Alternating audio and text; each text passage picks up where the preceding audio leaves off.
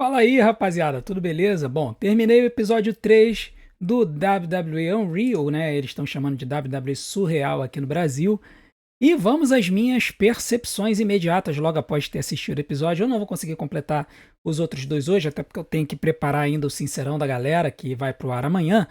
Mas eu consegui ver o episódio 3 e eu gostei muito do que eu vi, tá? Até agora foi o episódio que eu achei mais interessante porque ele foi o episódio que trouxe mais questões dos bastidores em relação aos lutadores, tá? E esse episódio 3 ele focou na divisão feminina, né? Principalmente a Chelsea Green, a Charlotte Flair e a Bianca Belair. Os cinturões secundários, em especial o Campeonato dos Estados Unidos e a Elimination Chamber, tá? Também falaram do Royal Rumble, mas falaram também da Elimination Chamber. E aí eu vou falar os pontos as lições e os pontos que eu achei interessantes desse episódio. E tem uma coisa que me decepcionou um pouco, que eu acho que já vai ser um padrão no restante da série, e pode ter sido editado por causa das reclamações de algumas pessoas. Tá? A primeira lição, o primeiro ponto que eu observei do show é em relação à formatação da audiência da WWE, tá?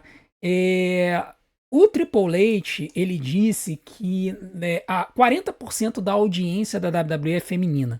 Tá? E por isso que eles empurram a divisão feminina. E a gente vê várias imagens de criancinhas, de garotas, meninas, que ficam felizes de pegar o autógrafo das lutadoras e tudo mais. Isso é muito legal a gente ver, porque eles conseguem trazer uma abrangência maior para WWE, para luta livre, quando eles empurram as lutadoras também, eles alcançam um público que antes eles não alcançavam.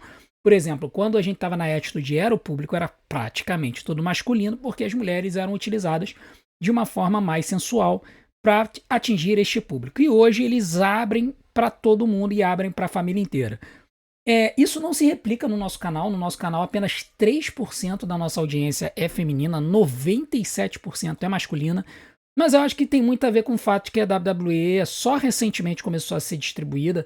Tem gente que comentando no vídeo do Unreal, no primeiro episódio, que na moça que começou a assistir há um mês a WWE.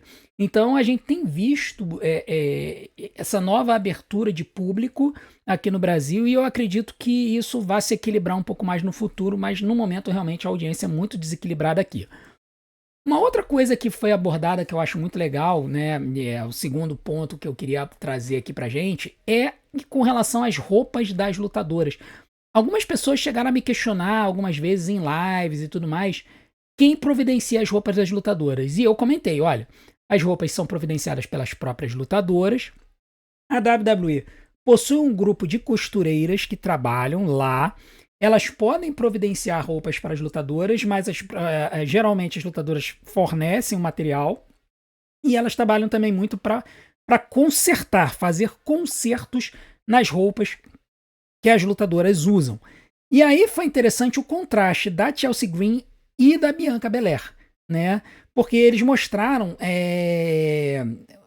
como que as duas lidam com essa questão. A Chelsea Green ela compra as vestimentas, existem pessoas lá nos Estados Unidos que são especializadas em produzir vestimentas para a luta livre, incluindo os chapeuzinhos que ela usa, todo aquele capzinho que a Chelsea Green usa. E ela diz que ela gosta de fazer combinações diferentes de roupas, ela tem muita roupa, ela tem que ela mostrou lá, ela disse que tinha 30 grupos de vestimentas para poder utilizar, e cada um desses grupos custava entre $600 e $1.500. Então você veja que é um troço caro, né? Se você vê as roupas da Chelsea Green, realmente elas têm muitos paetês, tem muito brilho, tem muito detalhe. Então realmente é um troço caro. Tá? Isso é uma parte do que ela tem. Ela tem mais coisas, tá? Já a Bianca Belair, por outro lado, ela costura todas as suas vestimentas. A gente vê ela usando uma máquina de costura. Inclusive, depois de um tempo, ela perde a paciência na hora da produção da roupa dela para Elimination Chamber. Ela meteu um monte de alfinete de bebê para poder segurar a roupa. Então, ela lutou com aquela montoeira de alfinete na roupa dela. Eu achei muito interessante isso. Então, a Bianca, ela gosta de costurar e ela usa isso como uma forma de dar uma jogada na cara das lutadoras, dizer, olha, eu fiz a minha roupa, e você, né? Então, assim, é muito interessante a gente perceber isso. Tem um vídeo do Mattis falando da vida dele como lutador, que ele fala que as sungas que ele usa também são produzidas, porque a sunga que ele usa tem o logo dele, né? E ele tem várias, e aí muitas delas estão, às vezes estão meio desgastadas, ele precisa mandar para reformar e tal. Então, a vida do lutador é essa, né? Ele tem que providenciar as botas, tudo mais.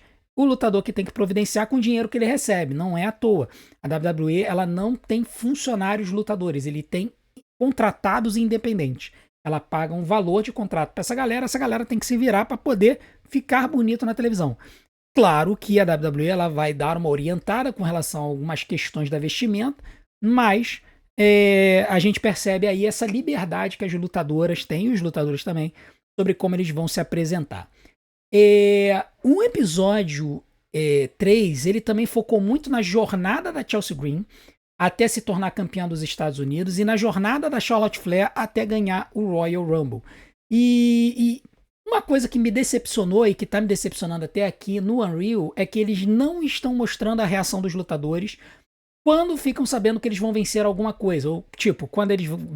A reação da Chelsea Green quando ela descobriu que ela iria vencer o campeonato dos Estados Unidos. A reação da Charlotte Flair quando ela descobriu que iria vencer o Royal Rumble. A reação do Jey Uso quando ele descobriu que ele iria vencer o Royal Rumble. Nada disso é mostrado pra gente. E eu imagino que isso seja uma reedição, que a WWE talvez estivesse pensando em mostrar isso, mas a frustração e a crítica dos lutadores sobre essa parte do negócio ser mostrada pode ter feito a WWE reeditar o documentário, tirando essas partes, tá? Isso é uma crítica que os lutadores fizeram e eu entendo perfeitamente. Eu gostaria de ver a emoção de um lutador quando descobriu que ele vai ganhar um campeonato mundial, ou que ele vai ganhar um evento importante, vai ganhar um Money in the Bank e tudo mais. Mas eu entendo, por exemplo, eles não mostrarem a frustração daqueles que não iriam receber isso, ou que eles iriam perder o título e tudo mais. Então, assim, é compreensível. Eles mostraram a Rhea Ripley feliz por ter ganho o campeonato mundial feminino no primeiro episódio, mas eles não mostraram, por exemplo, a frustração que ela talvez tenha tido quando descobriu que no dia 2 de março, no primeiro Monday Night Raw, depois da Elimination Chamber, ela iria perder o título para a Io Sky. Então, tipo assim, 2 meses depois de ela conquistar o título, ela iria perder de novo. Então, é uma situação que eu não gostei. Eu gostaria de ter visto isso, mas eu entendo a WWE não ter exposto, até por conta da reclamação dos lutadores, tá? Mas com relação à jornada da Chelsea Green, né, foi muito interessante a gente ver algumas questões da jornada dela. Uma lutadora que não teve o hype inicial que a companhia imaginava, né? Ela não foi uma lutadora que foi escolhida para ser colocada no ápice. Outras tantas foram: Charlotte Flair, Becky Lynch, a Sasha Banks, a Bianca Belair. Essas lutadoras, elas foram construídas, criadas e moldadas para serem campeãs da WWE. A Chelsea Green nunca teve esse benefício. Ela teve que lutar por tudo que ela conquistou. E aí ela vai falar uma coisa muito interessante, que para ela, se ela precisar perder e precisar ter um papel cômico e vender o golpe das adversárias para estar na televisão toda semana, ela vai aceitar fazer isso. Então é uma forma interessante de ver o negócio, entendeu? Porque para uma lutadora ou para um lutador, cara, ele não estar ganhando hoje em dia com o mercado de luta livre independente, com a AEW, é melhor que ele esteja na frente das câmeras lutando e perdendo do que ele não estar na frente das câmeras. E a WWE é uma plataforma imensa, tanto é que ex-lutadores da WWE fazem muito dinheiro no cenário independente nos Estados Unidos, cenário de convenções e tudo mais, porque todo mundo quer conhecer os caras. Então, para Chelsea Green, é vantagem ela estar na frente das câmeras, ela tá aparecendo para todo mundo, ela tá se divulgando a sua marca e tudo mais. Então é legal ver essa abordagem que muitas vezes a gente não tem essa percepção, essa ideia de que uma lutadora e um lutador, eles querem estar na frente das câmeras, querem aparecer, né? E isso vai ser positivo para eles. A terceira coisa que foi interessante, que foi revelada na série, é a forma como a WWE ela fala para uma pessoa se a pessoa vai estar no show ou não e como que isso incomoda. Por exemplo, a Chelsea Green, ela ficou chateada que ela não pôde lutar no Survival Series. Por quê?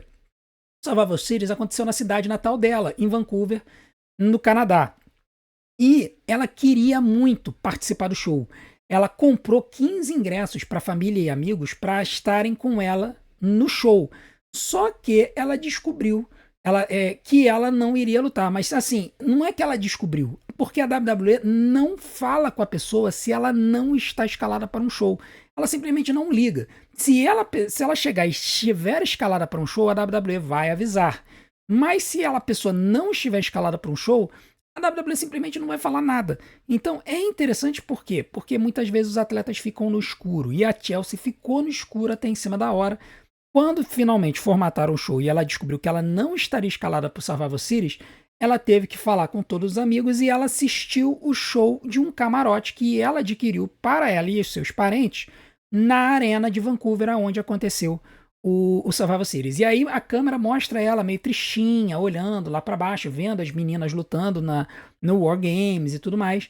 Então é muito interessante. E o show também vai enfatizar muito a jornada dela, de como, poxa, ela chegou na companhia, na primeira luta dela ela quebrou o braço, aí ficou um tempo fora, depois voltou. Aí quando ela voltou, quebrou o braço de novo, aí foi mandada embora. E aí teve um outro ponto que foi legal, que ela disse que basicamente ela pediu um emprego de volta pro Triple H. Ela chegou um dia, mandou mensagem pro Triple H e falou: eu quero voltar. E foi aceita. Em que ano que aconteceu isso? 2022. E por que esse ano é importante? Porque foi o ano que o Triple H assumiu os negócios da empresa depois que o Vince McMahon se aposentou pela primeira vez. Então o show não mostrou isso, mas a Chelsea Green ela foi inteligente. Ela viu que no momento que o Vince McMahon foi embora, a pessoa que havia demitido ela também foi embora da companhia. E aí ela viu uma oportunidade. Como o Triple H havia trabalhado com a Chelsea no Performance Center na NXT, ela pensou, poxa, vou mandar uma mensagem. O não eu já tenho. E eu gosto muito dessa filosofia na minha vida. O não eu já tenho, por que não arriscar? Ela mandou mensagem pro Triple H pedindo emprego de volta e o Triple H deu emprego para ela. E foi quando ela voltou para a WWE. Então, muito legal, muito interessante isso, porque foi um marco ali, né? Então, assim, aquela coisa, o Triple H foi lá e recontratou alguns lutadores. No caso da Chelsea Green, ela pediu emprego de volta, né? Um outro ponto que eu achei muito legal do show, a apresentação dos bastidores da WWE é a construção de uma luta, né? Muita gente não sabe como é que uma luta na WWE é construída. E a gente vê isso na construção da luta dela na final do campeonato dos Estados Unidos. Ela fala durante o show que ela gostaria muito de ser campeã, e ela tinha o sonho de ser campeã, só que ela nunca foi colocada no ponto do campeonato mundial. E aí o show vai mostrar a construção do campeonato dos Estados Unidos Intercontinental. A Stephanie fala, poxa, os homens tinham chances de lutar por outros títulos e aí ascender, e agora as mulheres também têm e tudo mais. E aí o que eu achei mais legal foi o fato de que a Chelsea Green chegou para a arena no Saturday Night Main Event em dezembro, quando ela lutou contra a Mitin pelo Campeonato dos Estados Unidos, e ela não sabia que ia vencer. Isso eu fiquei muito chocado. Segunda série, na conversa, no diálogo, ela não sabia que ia vencer. Apesar disso, ela levou uma vestimenta que ela havia selecionado para usar quando ela fosse campeã. Né? Então fica aquela coisa meio dúbia, né? Pô, mas ela sabia ou ela não sabia? Ou ela resolveu arriscar, levar essa vestimenta, arriscando na ideia de que talvez pudessem dar o título para ela, mas ela não tinha certeza. A vestimenta, para quem não se lembra, é aquela vestimenta que ela era toda cheia dos rostinhos dela, né? Tinha rostinho dela pendurado no chapeuzinho, na vestimenta tinha um monte de rostinho preso lá, né? Então, aquela vestimenta foi uma das melhores que a Chelsea Green já usou na história. E assim, como é que a luta é construída na WWE? Você tem os dois lutadores, né? Ou lutadores, ou 3 ou 4, ou seja lá quantos. Eles são informados: olha, a luta que você vai ter é contra fulano de tal, você tem tanto tempo, procure o agente. Você tem pessoas que geralmente são ex-lutadores, que são os agentes da luta. E eles vão ter o trabalho de conversar com os lutadores para poder montar a coreografia da luta. Como é que a luta vai abrir, como é que é a luta no meio e como é que é a luta no final, como é que vai ser a finalização da luta. E aí, aqui foi interessante, por quê? Porque o Shane Helms, que era o agente da luta, sugeriu que a luta terminasse com a Chelsea Green fazendo um leg drop da segunda corda. A Chelsea, ela não queria. Ela queria terminar a luta com o One Pretty Her, que é o finalizador dela desde o começo da carreira. E E ela, assim, no começo da conversa com o Shane Helms, ela achava que o leg drop seria para ser dado no meio da luta. Mas aí, e ela, sim, ela até aceitou, ela fez um teste, aí foi legal, porque eles treinaram o movimento, tinha um colchão no ringue dentro da arena, ela fez o movimento, um movimento que ela nunca havia feito, né, mas ela estava disposta a tentar, ela fez um treino, tentou. Não é um movimento trivial, porque você cai com a coluna no chão, foi por isso que o Hulk Hogan teve um monte de lesões na coluna. E a Chelsea, ela assim, ela falou, tá, eu faço no meio da luta, mas quando o Shane Helms disse que você vai aplicar no final, nesse momento, dá a impressão de que a câmera capta o momento que cai a ficha da Chelsea de que ela iria vencer a luta. E aí ela iria vencer o campeonato. E ela chega e fala, não, eu quero ganhar a luta com o Unpretty Her. E aí não mostra como é que é esse debate, como é que esse debate termina, apenas mostra que o final da luta teve a Chelsea Green pulando por cima da Michin, ela estava na segunda corda, ela pula por cima da Michin, prende os braços dela e aí aplica o Unpretty Her no meio do ringue para vitória. Ou seja, eles adaptaram a história dela saltar da segunda corda para fazer o moonsault, para fazer esse salto que ela deu por cima da Michin para poder aplicar o Unpretty Her. Foi muito legal, assim, o arco da história dela é muito bem apresentado, é muito emocionante, a alegria dela por ter um campeonato é muito legal, as lutadoras felizes pela Chelsea Green, a alegria dela quando ela vê o side plate que é colocado com o nome dela no cinturão, tudo isso, e toda essa alegria foi muito legal, foi muito emocionante, tá? Então foi bem interessante ver isso nesse episódio. O sexto ponto que é interessante é com relação ao arco da história da Charlotte. Eles mostram muito a cirurgia que ela faz no joelho, quando ela estoura o joelho em 2023, no final de 2023, a cirurgia que ela faz em janeiro de 2024, a forma como ela estava muito fragilizada naquela hora. Ela até aquele momento nunca tinha tido uma contusão séria, né, uma distensão, uma lesão, uma fratura, nada disso na carreira dela, e essa foi a primeira vez que ela teve e ela estourou o joelho. E aí, nesse momento, ela fala que muita gente chama ela de arrogante, de prepotente, mas ela foi construída para ser uma campeã e elevar outras lutadoras. E isso chamou atenção por quê? Porque, novamente, assim, a gente às vezes confunde a percepção que a gente tem da lutadora com a percepção que a gente tem da pessoa. Assim, eu tenho repetido muito isso para que a gente possa mudar a mentalidade com relação a Charlotte aqui no Brasil, tá? Por quê? Porque a gente nunca teve ela aqui, nunca teve nenhum lutador aqui para poder assinar autógrafo, a não ser quando foi em 2012. Em 2012 ela não lutava pela WWE. Mas todo mundo que vai em sessão de autógrafo com a Charlotte fala que ela é um doce de pessoa, entendeu? Que ela é uma das melhores pessoas para você pedir autógrafo e tudo mais. Então a Charlotte que a gente vê na frente das câmeras não casa com a pessoa que está atrás das câmeras. Exceto no fato de que ela se irritou algumas vezes, sim.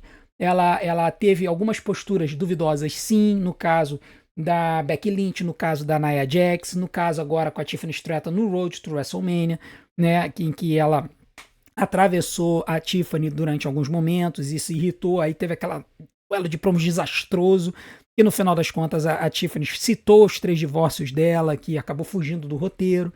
Então, assim, a gente vê que a Charlotte ela é uma pessoa que tem um temperamento, mas ao mesmo tempo ela é um ser humano. Um ser humano que tem as suas emoções, tem as suas fragilidades, e eles mostraram muito isso nesse episódio. Eu achei bem interessante como eles fizeram isso. E uma outra coisa que eu achei bem legal que o episódio mostrou, né, um outro ponto que eu achei interessante o que o episódio mostrou foi que foi a construção e o brainstorming para a Royal Rumble feminina, né? Porque ao mesmo tempo que o Royal Rumble masculino meio que já estava mais ou menos decidido o que queria acontecer, o feminino eles estavam meio perdidos. Eles perguntaram quem que a galera achava que deveria vencer. Um citou a Bianca Belair para ela ser uma lutadora que venceu a Royal Rumble por 2 vezes. Um outro citou a Charlotte Flair por causa da história de redenção. E aí eu acho que foi o Ed Koskey, né, que é um dos vice-presidentes de criação lá, ele chegou e falou o seguinte, olha, eu tenho uma péssima ideia, mas ouçam, porque brainstorming é para isso, né?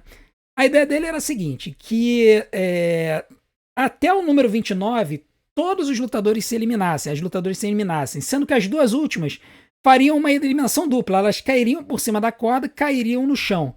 O que significaria que a lutadora que entrasse no número 30 seria automaticamente a vencedora do Royal Rumble sem lutar.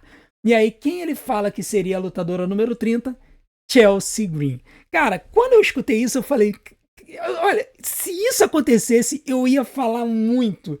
Mas, cara, ia ser cinema absoluto. Uma pessoa ganhar o Royal Rumble sem lutar, só porque estava no momento certo, no posto certo, cara, teria sido muito legal.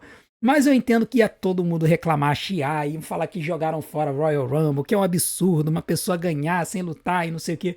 Mas teria sido perfeito para Chelsea Green. Mas o que eu achei mais legal foi o fato de que eles estavam considerando a Chelsea Green para vencer o Royal Rumble. E isso é um bom sinal. E eu acho que o fato de eles terem mostrado tanta história da Chelsea Green nesse episódio mostra que a WWE tem um olhar muito carinhoso para ela, para o futuro da companhia. Porque eles citaram literalmente duas main eventers, a Charlotte e a Bianca Belair, e a Chelsea Green no mesmo nível, num show que tá indo para todo mundo. Então eu achei muito legal isso. Mas a ideia da Chelsea Green ganhar sem lutar o Royal Rumble, sinceramente, foi uma insanidade total, né? Eles vão mostrar o Royal Rumble depois, né? E aí, o Royal Rumble feminino.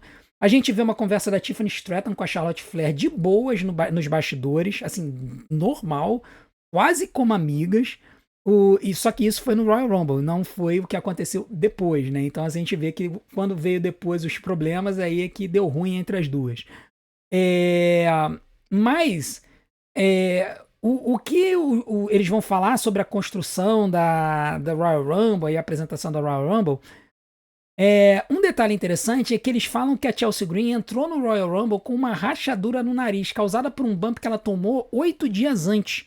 Ela foi ser jogada para dentro do ringue, ela estava nas cordas, ela foi puxada para dentro do ringue. Quando ela foi puxada para dentro do ringue, ela caiu de costas no chão e o efeito de rebote fez ela jogar a cara para cima. Quando ela jogou a cara para cima, ela bateu com o rosto na corda e rachou o nariz. E isso imediatamente me fez pensar o seguinte, que esse nariz podia não estar devidamente curado quando ela tomou o chute na cara da Zelina Vega, o que teria explicado o nariz dela quebrar tão facilmente, tá? Então, assim, ela fala, inclusive, que ela pediu para as lutadoras só acertarem ela de um lado do rosto, não acertar do outro, porque poderia quebrar o nariz. Então, isso explica um pouco a facilidade com qual o nariz dela quebrou contra a Zelina Vega, naquela luta que a Zelina Vega tentou aplicar o 619, ela errou, e aí, na tentativa de corrigir, em vez de ela voltar, ela simplesmente jogou a perna na cara da Chelsea Green e acabou quebrando o nariz dela. Com o nariz fragilizado, a quebra foi facilitada. Isso explica muito o que aconteceu. A nona lição que eu vi sobre esse episódio foi como que as lutadoras elas se apoiam nos bastidores. Assim, muitas lutadoras felizes pelo retorno da Charlotte Flair, muitas lutadoras felizes pela vitória pela participação da Chelsea Green, não a vitória, ela já tinha ganho o campeonato dos Estados Unidos. Quando ela ganhou os Estados Unidos, as lutadoras mostraram essa felicidade. Então, assim, a gente vê um grupo muito unido entre as mulheres hoje no roster da WWE. E o que eu achei mais legal ali no Royal Rumble, a Chelsea Green feliz porque os fãs gritaram o nome dela. E aí ela diz que isso é um indicativo para os lutadores de que eles estão sendo bem-sucedidos. Cara, eu fiquei muito feliz por ela, porque assim, a gente conhece a jornada dela, a gente gosta da persona dela, tem a pessoa ali por trás, e você vê uma pessoa ficar feliz só porque gritaram o nome dela, ou só porque ela pôde ver o side plate customizado que botaram no cinturão dos Estados Unidos. Isso faz a gente se apropriar ainda mais e ter um carinho maior por esses lutadores e por essas lutadoras que se esborracham nesse ringue para entreter a gente. Então foi muito legal de ver esse ponto do episódio. A 10ª lição que eu achei legal desse episódio foi a construção da Elimination Chamber, né? Eles mostraram toda a conversa na sala de reuniões lá da parte criativa da Jade Cargill, da Naomi, da Bianca, como é que ia ser a revelação, né? Então toda a construção da Jade Cargill entrando e atacando a Naomi e tudo mais, tal, isso parece ter tido muito o dedo do Michael Hayes. E aí É muito interessante ver como é que essa história, todas essas coisas que a gente vê acontecendo na arena, a surpresa, o momento de tocar a música, aí eles mostram a hora do show, quem manda o comando é a pessoa que tá ali do lado do Triple H, que sabe, ó, a luta vai começar, deixa tocar o sino, deixa a Naomi e a Jade Cargill, a Naomi e a Liv Morgan circularem, e aí toca a música agora. E aí toca a música e entra a Jade Cargill pra atacar, e aí a Liv Morgan se recuando, e aí a Jade Cargill indo pra cima da Naomi. Todos esses aspectos da cena, todos eles foram construídos na sala de reuniões da parte criativa. Então você veja que as lutas da WWE, muitas vezes, os mínimos aspectos das histórias são construídos na parte criativa antes. E isso é passado para os lutadores. Então os lutadores, eles precisam atuar muito como atores. E depois o Triple H, inclusive, ele elogia muito a reação da Bianca Belair no pod quando a Jade Cargill ataca a Naomi, aquele desespero todo dela e tudo mais. Ele elogia muito a reação desesperada da Bianca Belair quando ela vê as duas amigas dela, a Jade Cargill e a Naomi, se estapeando. Um outro detalhe da construção da Elimination Chamber, dos bastidores da Elimination Chamber, é uma pequena oração que a Raquel Rodrigues faz com as participantes da Elimination Chamber, pedindo a Deus para que elas possam se lembrar dos seus movimentos, para que não hajam contusões, para que não hajam botes, para que elas possam elevar o público, para deixar o público agitado. Por quê? Porque elas eram a primeira luta da noite. Se elas falhassem nisso, o público ia ficar morto a luta inteira. Mas se elas conseguissem trazer essa importância, essa potência para o show, o público iria crescer. E a gente sabe que a Elimination Chamber foi um dos melhores pay-per-views do ano. Tá? Então elas com certeza tiveram sucesso. A Elimination Chamber feminina foi muito boa. E aí depois eles mostram a luta, a entrada da Jade Cargill, o ataque a Naomi, a chicotada da Bianca, é muito comentada a chicotada da Bianca, né, o estalo que dá, ela, e assim, o pessoal notando, e aí mostra, o Triple H fala, caraca, dá uma olhada na queimadura que ficou na barriga da Liv Morgan, mostra isso. E aí a câmera mostra a queimadura na barriga da Liv Morgan, o Michael Cole comenta sobre isso, o Corey Graves comenta sobre isso. Então, todas essas construçõezinhas que são feitas na luta para dar uma emoção para a luta, é feito na parte criativa, é feito pelo pessoal dos bastidores. E um outro detalhe, né? Novamente, aquela história do lutador não correr nos spots para poder trazer uma emoção, que a gente fala que é uma marca da WWE, que a AEW está sendo criticada por causa disso, que fica botando um monte de spot e você não vê sentimento, emoção, raiva, fúria, cansaço, tudo isso a gente não vê numa luta da AEW tanto quanto na WWE. O Triple H ele chega e ele treina a Jade Cargill pro ataque que ela vai fazer na Naomi. E ele basicamente fala o seguinte, olha, quando você for atacar, você antes de você pegar a cabeça da Naomi e jogar contra a grade da Elimination Chamber, não pega e já sai jogando, não. Pega, agarra, olha, espera um meio segundo e aí depois joga, porque eu preciso capturar essa cena. Então, quer dizer, é um trabalho em conjunto, em equipe, para apresentar o produto pra gente. Se a gente não tem essa combinação, a cinematografia se perde, e a gente perde o spot e a gente não consegue ver isso. Eles estão apresentando um programa de televisão, não é apenas o show na arena, eles estão transmitindo um programa de televisão, e eles precisam produzir isso. Então essa parte da produção do Behind the Scenes é muito legal de ver, eu curti muito. E assim, a última lição que a gente viu desse episódio, eu acho que é a principal lição que a gente vê desse episódio, é como a WWE hoje encara a divisão feminina. Porque o Triple H ele chega, conversa com o Shane Helms e ele trabalhou muito tempo no Performance Center, né? Ele diz, primeiro, que a construção da luta feminina da Elimination Chamber foi muito melhor do que a masculina, que a masculina teve um monte de gente discutindo esporte, não porque eu quero aparecer aqui, eu quero ali, não sei o que, você tem 6 pessoas, né, trabalhando, enquanto que as meninas, meu irmão, ele diz que foi tranquilo. Aí o próprio Shane Helms chega e fala assim, os homens têm muito ego, nós temos um ego muito inflado. Então, quer dizer, ele mostra que as lutadoras elas seriam mais tranquilas de poder trabalhar essas coisas numa luta em conjunto, ao contrário, os homens só querem ficar aparecendo e tudo mais. É uma crítica, inclusive, que passa no episódio. Eu não sei como é que os lutadores vão encarar, mas que chamou a atenção. E aí ele diz, o Triple H, ele fala uma coisa muito interessante. Ele fala o seguinte, que no Performance Center, onde ele trabalhou, na época que ele trabalhou na NXT, para cada um lutador que se desenvolve, 5 meninas se destacam. E que as meninas pegam o jeito da luta livre muito mais rápido do que os homens. Enquanto que uma lutadora, em 6 meses, já entende o que precisa fazer, em 6 meses os caras estão apenas começando a entender das coisas. Então, assim, o episódio, ele mostra claramente como que a WWE enxerga a divisão feminina, a importância que a WWE e o Triple H dão para a divisão feminina, para o crescimento da brand, para o crescimento do negócio e como que a luta livre feminina está evoluindo. Tá? E a gente percebe isso nas outras divisões. A gente vê, se a gente vai na NXT, a gente percebe que as lutadoras, elas parecem mais prontas hoje na NXT do que os homens. Você tem muito mais lutadoras. Se a gente pudesse listar, a gente tem um monte de lutadora que a gente podia subir para o main roster hoje, porque estão desenvolvidas. Todo o Fatal Influence, a Lash Legend, a Tatum Paxley, a Soul Kasaria, a Mariah May que veio de fora, mas enfim, que é a Blake Monroe, a Jordynne Grace veio de fora também, mas enfim, da galera que foi desenvolvida na WWE, cara, tem um monte que poderia subir da NXT hoje. Se você for falar sobre os homens, cara, tu começa a contar nos dedos. O Alba Femme pode subir? Pode. Trick Williams, tem minhas dúvidas. Rick Saint veio de fora. Ethan Page veio de fora.